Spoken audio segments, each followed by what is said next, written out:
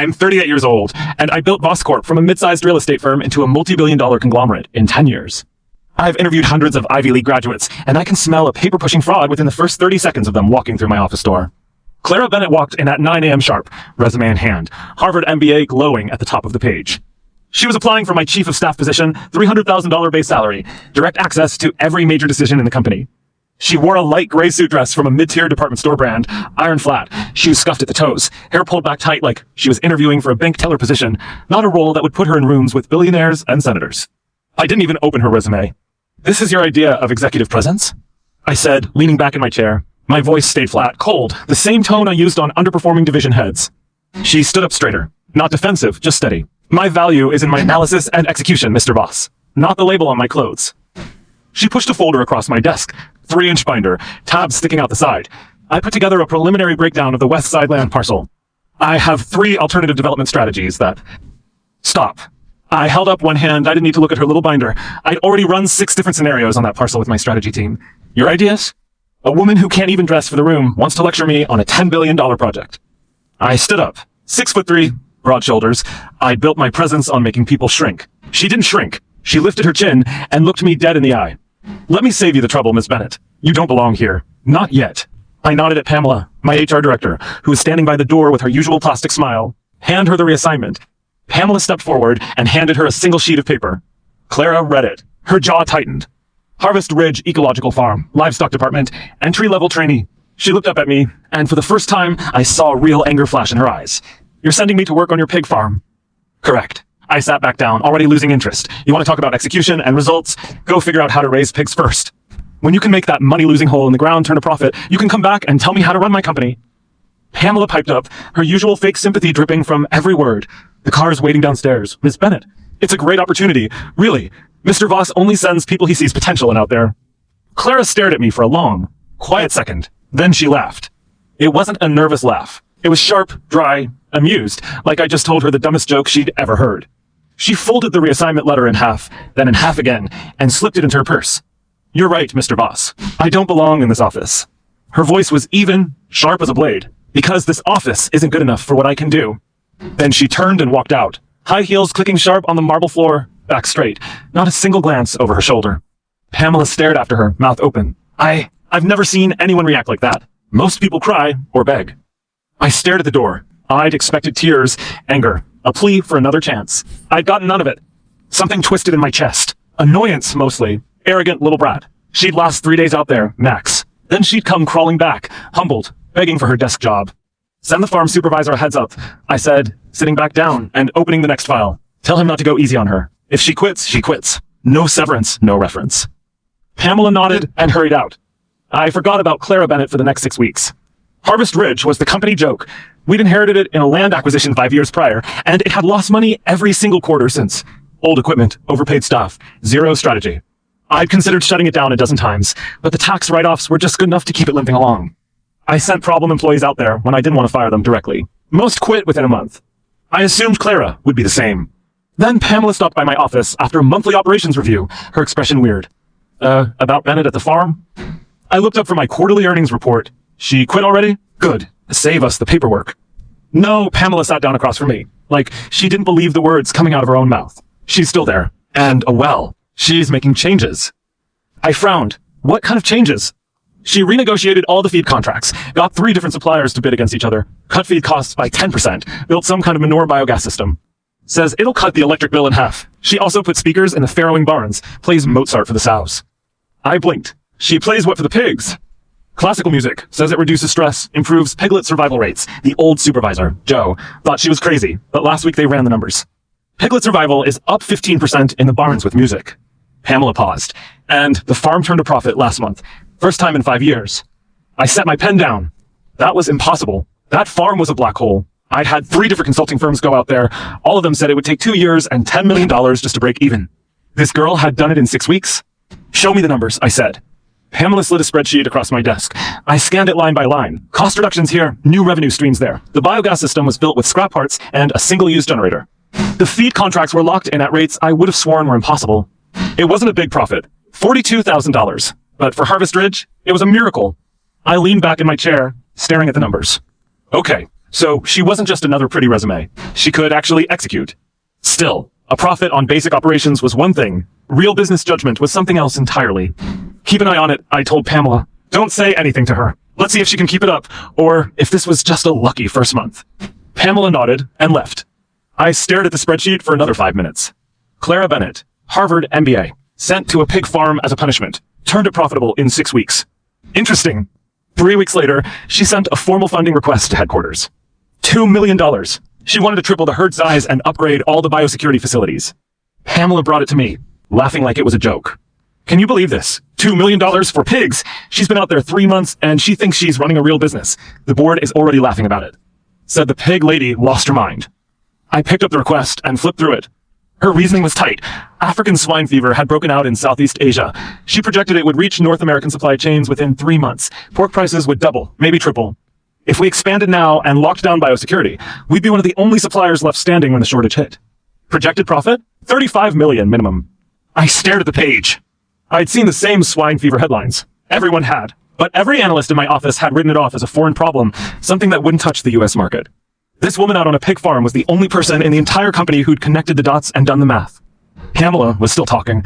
I told her we don't have budget for this, said she should be grateful she still has a job. She said if we won't fund it, she's going to find outside investors and buy out all the farm's future production rights herself. I looked up sharply. She said what? That's what she told me. Gave us 3 days to decide. Said if the money isn't there by Friday, she's going to plan B. Pamela rolled her eyes. As if anyone would invest in a random pig farm run by a disgraced ex-intern. I didn't say anything. I pulled up the latest global livestock reports on my computer. I cross-referenced import data, feed prices, outbreak spread rates. 45 minutes later, I leaned back in my chair. She was right. Every single data point lined up. The shortage was coming. IT was going to be worse than anyone was predicting. And whoever had healthy, ready-to-market hogs when it hit was going to make an absolute fortune. This wasn't a request for $2 million. It was a $35 million opportunity handed to us on a silver platter. And every single person in my headquarters was too busy laughing at the pig lady to see it. I picked up my phone. Pamela, I said, get me Clara Bennett's direct line. Now. 10 minutes later, the phone connected. She didn't say hello first. Just waited, quiet, like she knew it was me, and she was letting me speak first. I could hear faint grunting in the background. Pigs. She was actually standing in a barn while she took the call from the CEO. $2 million, I said, in your account within an hour. A small pause. No conditions? One condition. I leaned back, staring out the window at the city skyline. I'm putting the money in personally, not corporate. I take 49% of the profits. Your team keeps 51. That was a power play. If this worked, I didn't want the board taking credit for it. And I wanted her directly answerable to me, not some middle manager. She didn't hesitate. Deal. Clara, I said, before she could hang up. Don't waste my money. I could almost hear her smile through the phone. You won't be disappointed, Mr. Voss. She hung up. I sat there for a long time holding the phone. 3 months ago, I'd sent this woman to a pig farm to humiliate her, to teach her a lesson about knowing her place. Now I was handing her $2 million of my own money because she was the only person in my entire company who had the brains to see a billion-dollar opportunity staring everyone in the face. I picked up her resume off the bottom of my desk, the one I never bothered to read. I flipped to the second page. Undergraduate in agricultural economics, top of her class. MBA with a focus on commodity markets. 2 years working at a global trading firm running their livestock futures desk. I'd been so busy judging her dress, I'd never even read past the first page. For the first time in a very long time, I felt like an idiot. And for the first time in even longer, I was genuinely curious to see what someone would do next. She turned a losing pig farm profitable in 6 weeks. What was she going to do with $2 million and a ticking time bomb of a market? I had a feeling I was about to find out.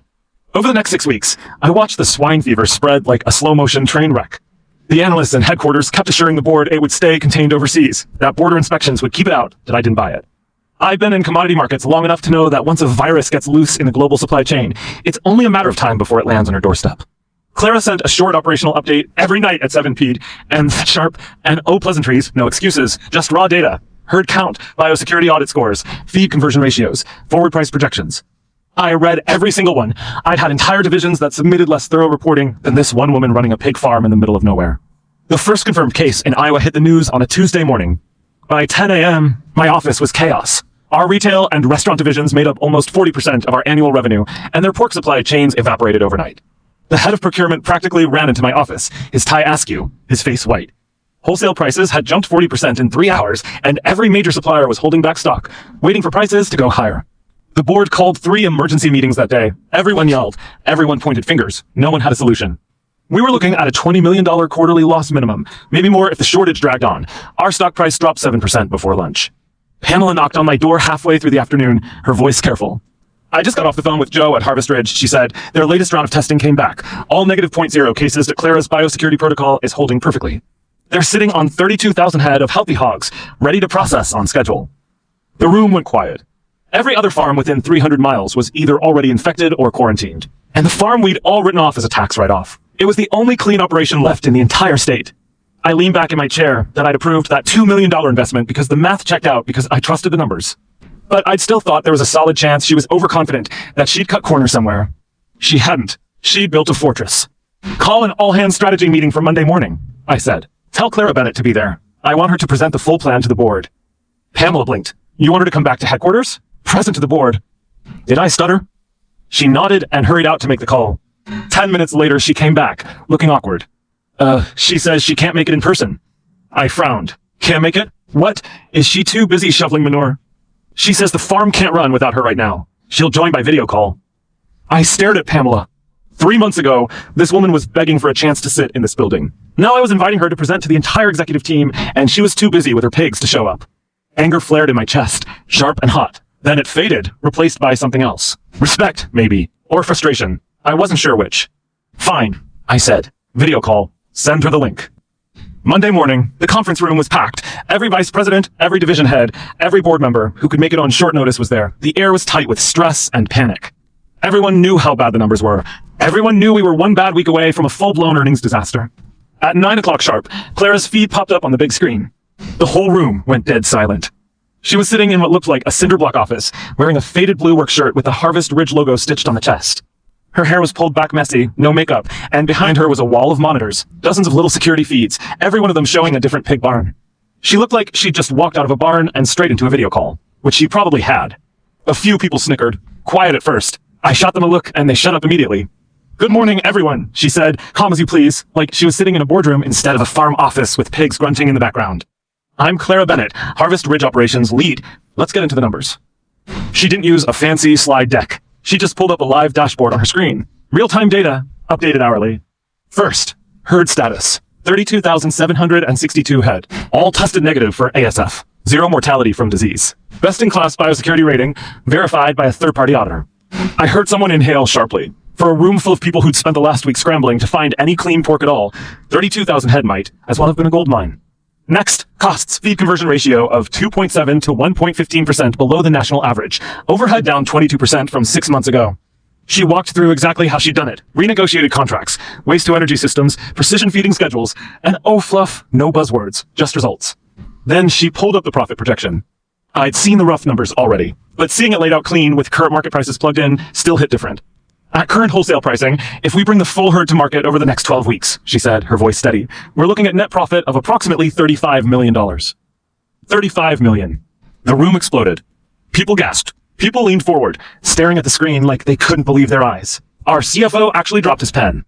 $35 million in profit from a farm that had lost $2 million a year, every year, for half a decade. Enough to erase every loss from our retail and restaurant divisions and still post a solid quarterly win. Enough to save our earnings report. Enough to keep the board off my back for a year. This woman had not just fixed a problem. She turned our biggest joke into our biggest profit center. The rest of the meeting turned into a feeding frenzy. Every vice president in the room was suddenly her new best friend. The retail head wanted exclusive supply for our grocery stores. The restaurant division begged for priority allocation. The strategy team wanted to roll her model out to every farm we owned. She handled all of it like she'd been doing this her whole life. Calm, direct, no nonsense. She told them what was possible, what wasn't, and exactly what it would cost. No ego, no posturing, just answers. I sat there and watched her, and for the first time in a very long time, I felt completely outmaneuvered. I'd hired her to be my chief of staff. I'd thrown her to the pigs to punish her for being underdressed, for daring to act like she belonged in my office. I thought I was teaching her a lesson about humility and paying dues. She hadn't needed my lessons. She just needed a place to work. And in 3 months, she built something more valuable than half the divisions in my company. When the questions died down, I leaned forward. I knew everyone in the room was waiting for this. Clara, I said, keeping my voice even. Authoritative, the CEO voice. Great work. As of today, you're promoted. I'm standing up a new agricultural division. You'll be CEO. Report directly to me. 500,000 base salary, 5% equity in the division. Come back to headquarters, and we'll get it structured this week. The room went quiet. Everyone knew what this meant. This was the big promotion, the fast track, the job every person in this room would have killed for. I fully expected her to say yes, to thank me, to finally show a little gratitude. She smiled, just a small, dry little smile. "Sorry, Mr. Voss," she said. "I'm going to have to decline." Dead silence. You could have heard a pin drop. I felt my jaw tighten. "Excuse me? You heard me, did I decline?" She leaned back in her chair, and I could see it in her eyes. She wasn't being defiant for the sake of it. She was just stating a fact. That chief of staff job stopped being interesting to me about 2 months ago. Right now, I run FOUNDERShe that I answer to my team and to my investors. You happen to be one of those investors. But you're not my boss anymore. She paused, just for a beat.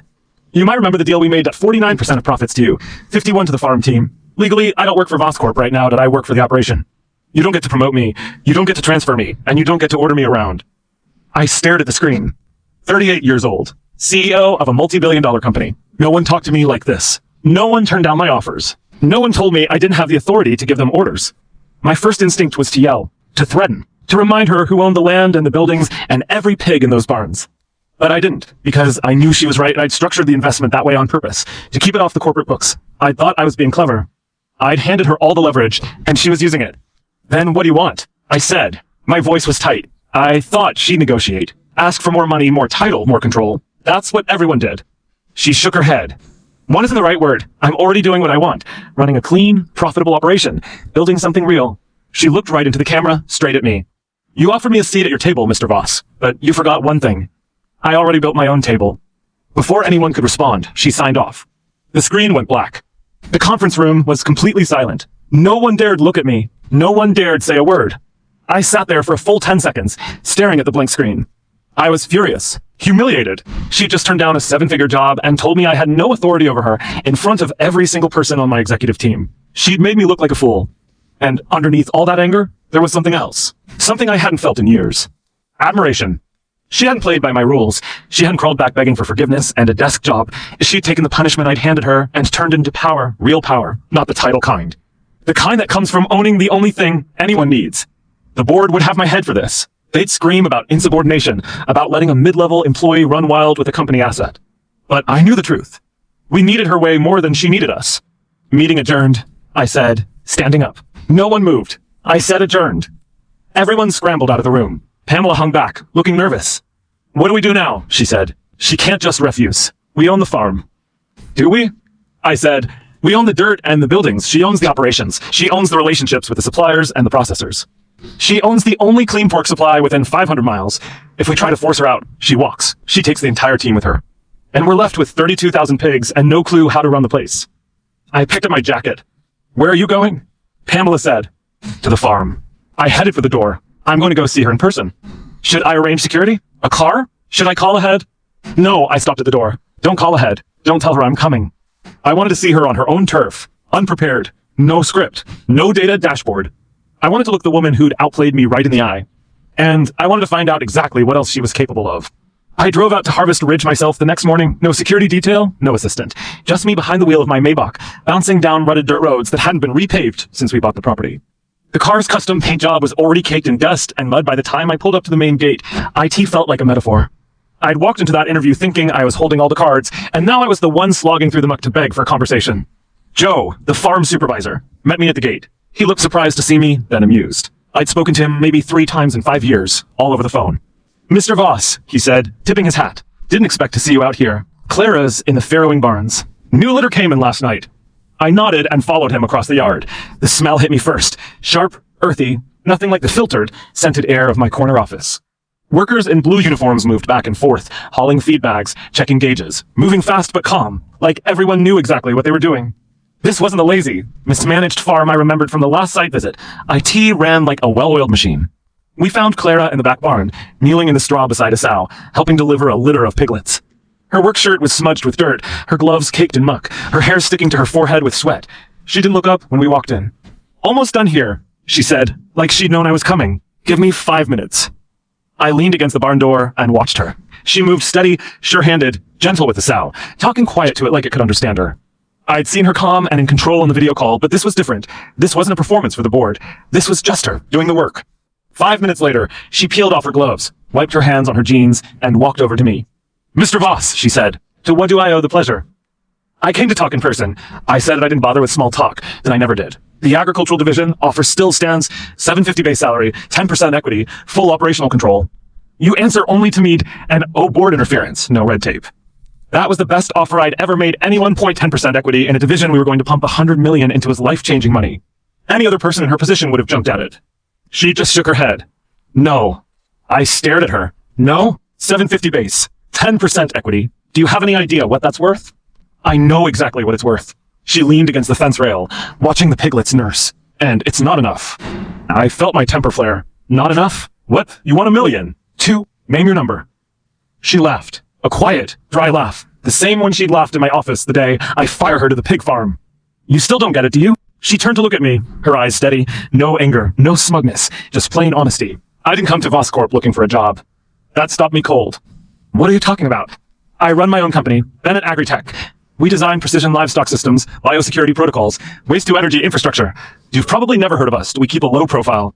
She paused, like she was choosing her words carefully. 6 months ago, my team identified Harvest Ridge as the perfect test site for our full-stack model. The land quality is excellent. The location is ideal for regional distribution, and it was being badly mismanaged. We reached out to your corporate development team twice about acquiring the farm. Both times we got ignored, told it wasn't for sale. I felt my stomach drop. I'd never heard a word about this. Corporate development never sent it up to me. They'd probably written it off as some small-time hick farm reaching above its weight. So you applied for the chief of staff job. I said, slow, putting the pieces together. Right, I figured if you wouldn't sell me the farm, I'd get inside, do the due diligence, see if a partnership was possible, and I didn't expect you to reassign me directly to the farm on day one. She smiled just a little, saved me a lot of time, saved me a few million in acquisition costs too. He basically handed me full operational control of the exact site I wanted for free. I should probably thank you. I stood there, speechless. Every single thing I thought I knew was backwards. I'd thought I was punishing her. I'd thought I was teaching her a lesson. I'd thought I was the clever one, using her talent to fix my broken farm. All along, she'd been the one playing the long game. And my own arrogance had handed her exactly what she wanted on a silver platter. Before I could find my voice, a black SUV pulled up outside the barn point. 2 people got out. 1 woman in a sharp blazer, 1 man with a leather notebook. I recognized the woman immediately. Diana Reyes, partner at Sequoia Capital Point, one of the most powerful investors in AgriTech in the entire country. She spotted Clara and waved, walking over like they were old friends. Clara, great news, she said, then paused when she saw me. Ethan Voss, fancy seeing you here. Diana. I nodded, my throat tight. What are you doing out here? Closing the A round, of course. She looked at Clara, grinning. We signed the paperwork this morning, $10 million for 20%, 0.8 pre-money. Your little farm is officially a unicorn in the making. $8 million pre-money valuation. On a farm I'd been ready to shut down for a tax write-off 6 months ago. And she built it all, right under my nose on my property, while I was too busy judging her suit to notice. Diana didn't stay long. They went over a few quick details about the expansion timeline, then she headed back to the city. When she was gone, I was still standing there, reeling. So, you're not just a farm manager, I said. You're a founder, a CEO. Always have been. She pushed off the fence and started walking toward the office. I followed. I don't do job interviews very often, but I wanted to see this place for myself. And honestly, I wanted to meet you. That I'd heard you were sharp. I was curious. And I said. She shrugged. You're arrogant. You judge people by their clothes instead of their work. You surround yourself with yes men who never tell you when you're wrong, but you're not stupid. You saw the swine fever play once I laid it out for you. You put your own money in. Most CEOs would have let ego get in the way. We walked into her small cinder block office. The wall of monitors was still there, glowing with barn feeds and data dashboards. She pulled a stack of patent certificates off a shelf and slid them across the desk to me. These are the systems we've been using out here. The biosecurity protocol, the precision feeding algorithm, the waste-to-energy design. All patented. All owned by my company. I flipped through them, one by one. Every single innovation that had turned Harvest Ridge around, every cost cut, every efficiency gain, they were all her intellectual property. I'd been so proud of myself for getting $2 million in profit out of her. All along, I'd been running her technology on my land, and I hadn't even known it. If she wanted to, she could yank the license tomorrow. The whole farm would collapse back to where it was in a month. I sat down in the chair across from her desk. For the first time in years, I felt completely off balance. Why are you telling me all this? I said. You could have just kept quiet, kept using my land, kept building your company. I would have been none the wiser. Because I'm not a thief. She leaned back in her chair, her voice steady. I came here to do a deal. Your arrogance gave me a shortcut, but I still intend to do this right. I was going to come to you once we had the A round locked in, propose a formal partnership. You just showed up a week early. I stared at her. What kind of partnership? You own the land, you have the distribution network, the retail channels, the restaurant relationships that I have the technology, the brand, the team that we form a joint venture. You contribute the real estate and the supply chain that I contribute the IP and operations that I keep 60% equity, that I run the company. You don't interfere in day-to-day decisions. 60%. She wanted majority control on my land. My first instinct was to say no. to threaten to sue, to kick her off the property, and try to copy what she'd built. But I knew better. I'd seen her patents, I'd seen her team's loyalty, I'd seen what she'd built in 6 months with nothing but a bad assignment and a rundown farm. If I fought her, I'd lose. Slow, expensive, embarrassing, and I'd end up with nothing but a worthless piece of dirt and a failing company. And if I said yes, we'd build something bigger than either of us could build alone. What if I say no? I said, just to hear her answer. Then I walk away at the end of the year, when our current operating agreement expires, and I take my team, my technology, my brand, and I set up shop 3 counties over. You can keep your farm. Good luck running it without us. She said it flat, no malice, just fact. You already saw what this place was like before I showed up. You want to go back to that? I thought about the board meeting, the panic, the $35 million profit that had saved our entire quarter. I thought about all the years the farm had been a money pit, all the consultants and managers we'd cycled through, none of them able to move the needle. I thought about that interview 3 months ago, me sitting behind my giant desk, judging her for a $30 dress, telling her she didn't belong. She'd been right. That office didn't deserve her. 60-40, I said. You run operations. I get a board seat. No interference in day-to-day, but I get final say on major capital expenditures. She held out her hand. Deal. I shook it. Her hand was calloused, firm, no fancy manicure, just a woman who worked with her hands and her brain. It was the most honest handshake I'd had in years. I stayed for lunch in the farm cafeteria. Same food the workers ate. Meatloaf, mashed potatoes, green beans. I sat with Joe and Clara and a couple of the lead farm hands, and they talk shop. Feed prices, breeding schedules, the new processing plant they wanted to build next year. No one treated me like the CEO'd, and a one kissed up. They just talked like I was another person there to get work done. It was the best lunch I'd had in years. I drove back to the city that afternoon, my fancy car still caked in mud, my head spinning. I'd gone out there planning to win, to remind her who was boss, to throw enough money at her to bring her back under my thumb. I'd left with a partnership, a lesson in humility, and a whole new respect for the woman I'd tried to humiliate. 3 months later, we launched the premium pork brand she'd built. We called it Clara's Pastor. It sold out in 3 hours on launch day. Reviews called it the Hermes of pork. The line between high-end food and luxury had never been blurrier, and she owned it. The board threw a fit at first. When they found out she owned 60% of the division, and I'd agreed to no operational control, then the first quarter earnings came in. The AG division was our single most profitable business unit, by a mile. They shut up pretty fast. I still see her every couple of weeks for board meetings. She usually shows up in work boots and a flannel, even when we're meeting in the downtown office. She never dresses up for anyone. And no one dares say a word about it. Sometimes I stand by my office window, looking out at the city, and I think about that day she walked out of here. I thought I'd broken her. I thought she'd crawl back. She didn't crawl. She built something bigger. And she dragged my sorry farm and my sorry company right along with her, whether I deserved it or not. People ask me sometimes what the biggest mistake of my career was. They expect me to say some bad investment, some failed acquisition, some market crash. I tell them the truth. My biggest mistake was looking at a woman in a $30 dress and thinking she had nothing to teach me. My best decision? Letting her prove me wrong.